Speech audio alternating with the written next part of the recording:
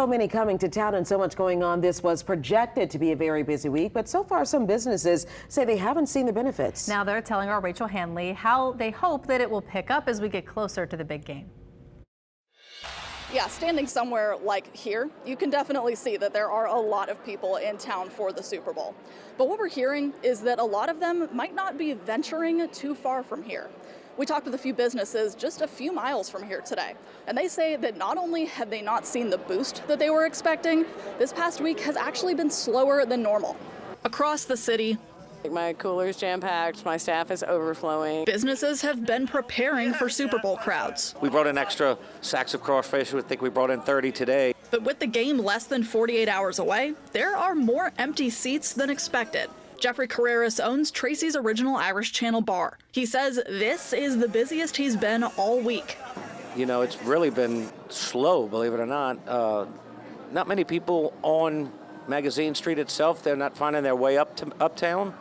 The Super Bowl is projected to bring around 150,000 visitors to New Orleans. The NFL says that should mean about $500 million in economic activity. But so far, based on what they've seen, some businesses outside the downtown area worry it won't reach their registers. I feel like the French Quarter's packed, but we're not. It doesn't seem like it makes any sense. Bulldog Uptown General Manager Angie Anderson says she's dealing with the same pattern as Tracy's. It's a disappointment, especially after a slow start to the year.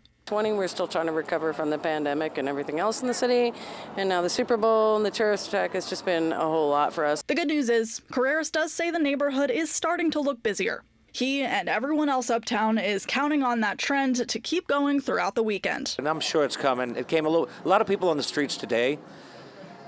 Not really crazy busy inside the business, but it was more so, I think tomorrow and Sunday will be crazy. So if you are watching this downtown and you do feel like getting out of the area at any point during the weekend, the St. Charles streetcar will actually be running through Sunday with a few limitations. There are plenty of bars and restaurants you can get to on it, and a lot of local music venues will be having shows throughout the weekend. In the French Quarter, Rachel Hanley, WWL Louisiana.